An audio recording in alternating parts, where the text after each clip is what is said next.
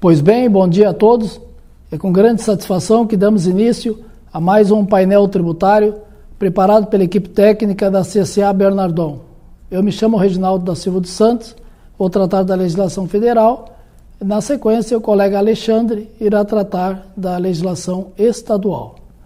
Com relação à legislação federal, nós vamos deixar de abordar hoje aquelas questões que estão em pauta, que é a reforma tributária, né? Vamos, nos próximos dias, fazer um painel especial para esse ponto.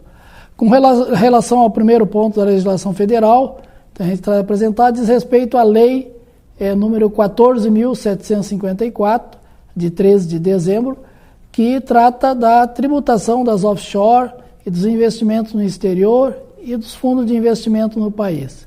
Então, esta lei aí, ela dispõe sobre a tributação desses ativos, aplicações no exterior e no país.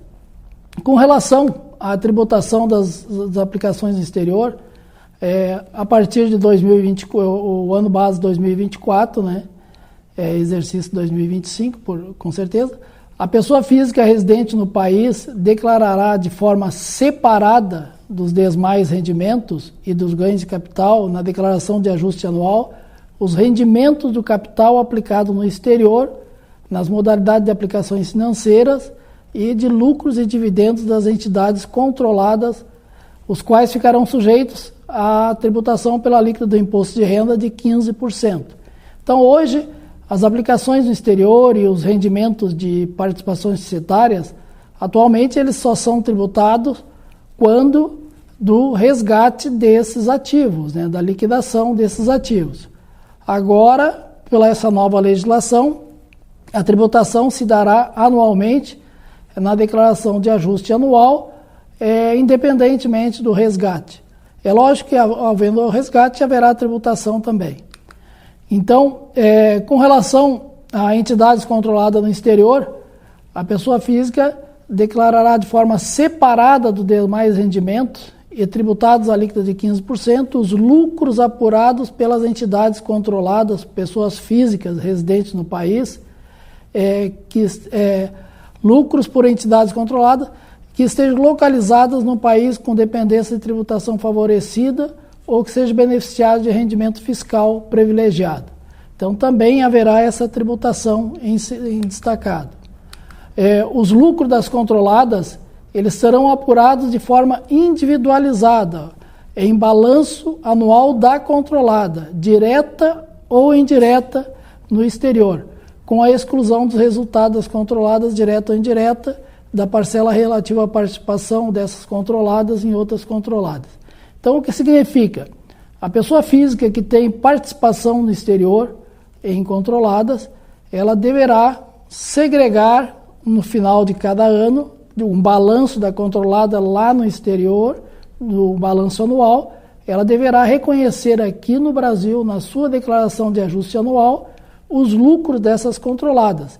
E é lógico que se a pessoa física participa numa controlada, que por sua vez tem participações indiretas em outras, ela vai ter que fazer o reconhecimento de todos esses lucros de forma proporcional a reconhecer a participação em todas essas controladas.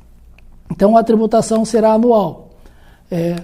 Os lucros que serão computados na declaração de ajuste anual de 31 de dezembro, em que for apurados os balanços, independente de qualquer deliberação acerca da sua distribuição, ou seja, se a pessoa jurídica lá no exterior fez distribuição de lucro ou não, a pessoa física controladora aqui no país vai ter que oferecer a tributação.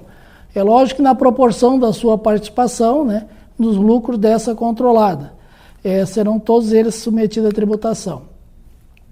Quando da distribuição dos lucros na controlada, que já tiverem sido tributados, por óbvio que haverá a dedução desses lucros, que não haverá uma bitributação.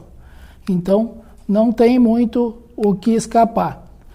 Com relação aos investimentos de trust no exterior, também haverá toda uma alteração de tributação quando da liquidação, resgate ou transferência desses ativos, né? Então, não tem como fugir. Esta lei que trata da tributação dos ativos no exterior, ela traz também uma possibilidade, né, da pessoa física residente aqui no país optar por atualizar esses bens no exterior da posição de 31 de dezembro de 2023. Por quê? Porque a tributação que vai ser imposta vai ser de 15%. Mas é sabido que muitas pessoas físicas com esses investimentos no exterior têm um estoque de lucros que só seriam tributados quando do resgate dessas aplicações ou liquidação desses investimentos no exterior. Mas então esta lei, ela traz a possibilidade das pessoas físicas residentes no país optarem em atualizar o valor dos bens e direitos no exterior, informado na sua declaração de ajuste anual de 31 de dezembro de 2023.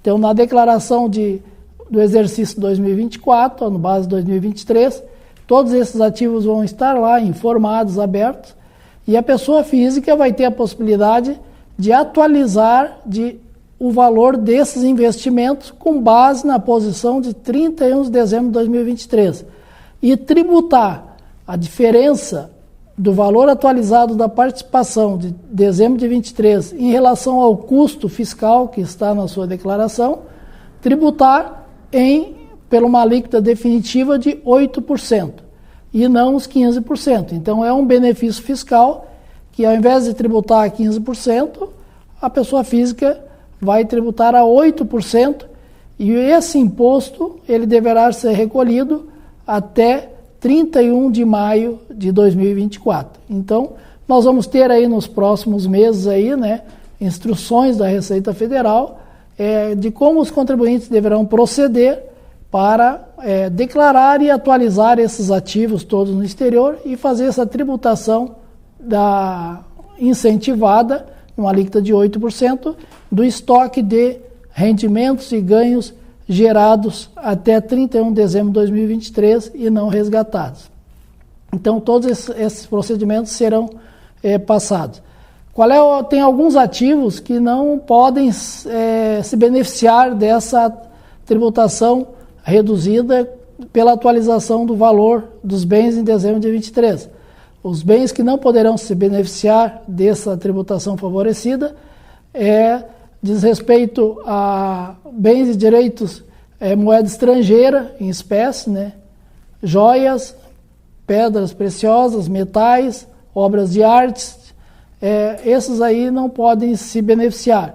Também não pode se beneficiar aqueles bens que tiverem sido alienados ou baixados durante o ano 2023 e também não pode se beneficiar, né, os bens que não tiverem sido declarados até o ano calendário de 2022, cuja declaração foi entregue em 2023.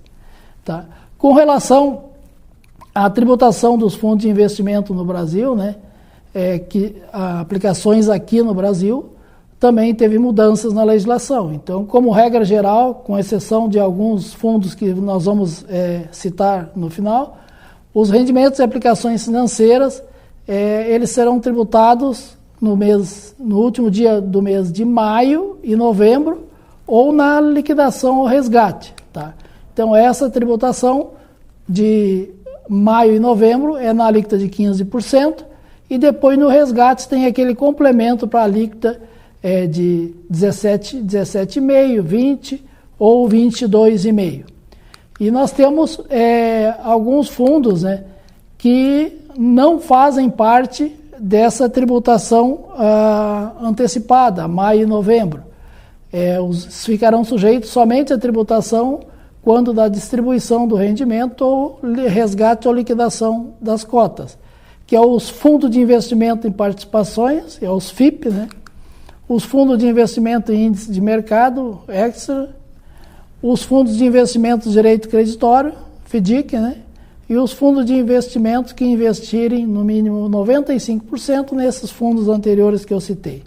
Então, com relação à tributação dos offshore e alterações da legislação dos fundos, seriam essa matéria apresentada.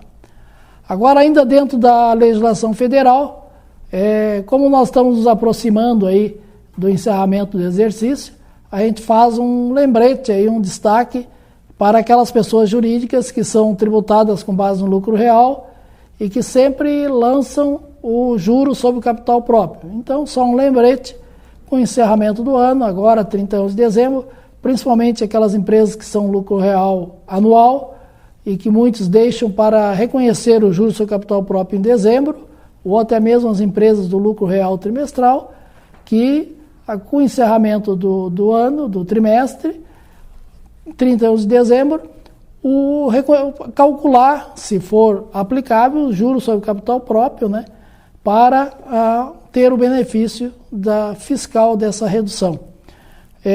Lembrando que o imposto de renda na fonte sobre o juro sobre o capital próprio, se for lançado agora no último dezembro, 31 de dezembro, né, o imposto de renda vai vencer no dia 4 de janeiro de 2024. Então fica esse lembrete do cálculo e da vantagem ou não do reconhecimento do juros sobre capital próprio do ano de 2023 para as empresas que é balanço anual e que ainda não fizeram, ou para as empresas que é balanço trimestral e que está se encerrando. Lembrando que o imposto de renda para não recolher com multa e juros vence no dia 4 de janeiro de 2024.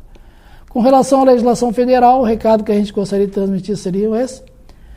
Desejamos aí a todos um Feliz Natal, né? E nos encontramos no próximo painel tributário. Fique agora na sequência com o colega Alexandre. Um abraço a todos e até lá.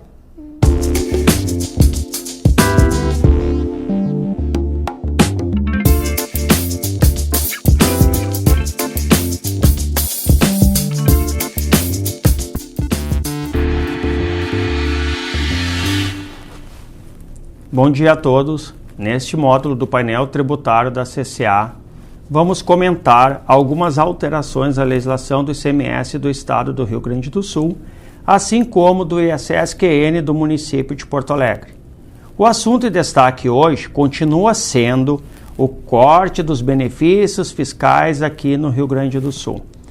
Conforme tratamos no painel tributário da semana passada e comentado em nossa circular do dia 18 de dezembro, com a retirada de pauta de votação na Assembleia Legislativa do projeto de lei 534, que tratava do aumento da alíquota do ICMS, o governador manteve os decretos 57.363, 57.364, 57.365, 57.366 e 57.367, trazendo uma série de alterações significativas em determinados benefícios fiscais, dentre os quais destacamos novamente que os decretos 57.363, 57.364, 57.365 e as alterações 6231, 6232 e 6233 do decreto 57.367 entram em vigor no dia 1º de janeiro de 2024. Também houve a prorrogação do diferimento total e a isenção do ICMS até 31 de dezembro de 2025 para a saída de insumos agropecuários e de mercadorias destinadas à fabricação de ração animal ou alimentação animal. Já os decretos 57.366 e as alterações 6234, 6235 e 6236 do decreto 57.367, essas só entram em vigor no dia 1º de abril de 2024, dos quais destacamos a exclusão de vários itens da cesta básica de alimentos e a alteração da carga tributária final da cesta básica, passando de 7% para 12%. Além disso, também tivemos alterações nas operações com ovos, flores naturais, frutas frescas, leite pasteurizado dos tipos A, B e C, maçãs, erva mate, pão francês e massa congelada para o seu preparo, assim como embalagens para produtos da cesta básica e erva mate. As saídas internas de carnes e demais produtos comestíveis, temperados, resultantes do abate de aves e de suínos, também terá aumento na sua carga tributária final, passando de 7% para 12%. Também foram criadas condições para as isenções do ICMS prevista no livro 1, artigo 9º, inciso 8º e 9º, assim como de diversas operações com benefício fiscal da redução da base de cálculo do ICMS, prevista no livro 1, artigo 23, dentre as quais destacamos o depósito em fundo a ser definido do montante equivalente à aplicação de 10% do período de 1º de abril até 30 de setembro de 24 sobre a diferença entre o imposto calculado com a redução da base de cálculo e sem a redução. Tá? E esse percentual chegará a 40% a partir de 1º de abril de 2024. Também tivemos a publicação do Decreto 57.371, que dispensou créditos tributários relacionados ao ICMS nas saídas internas decorrentes de transferência para estabelecimento varejista da mesma empresa de carne e produtos comestíveis, resultantes do abate de ave e de suínos. Em se tratando de SPED, em breve teremos a implantação da funcionalidade pré-validar arquivo, destinada a pré-validações definidas pelos estados. Também tivemos a publicação da nota técnica 2023-005, com a criação do evento insucesso na entrega da nota fiscal eletrônica. Além disso, conforme notícia no site da Secretaria da Fazenda do Estado, referente ao calendário e os descontos do IPVA, notícia esta que foi regulamentada através do Decreto 57.377.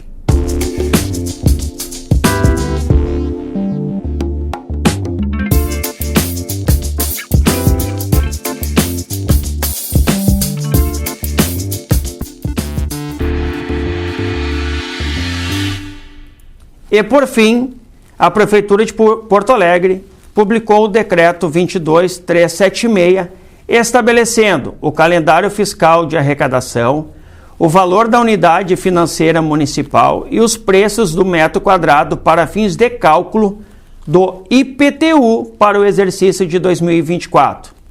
Ficou estabelecido que o valor da unidade financeira municipal para o exercício de 2024 será de 5 inteiros e 5.089 décimos de milésimos de reais. Encerramos assim o painel tributário dessa semana, desejando a todos um bom dia, uma ótima semana, um feliz 2024 e nos vermos no próximo painel tributário da CCA.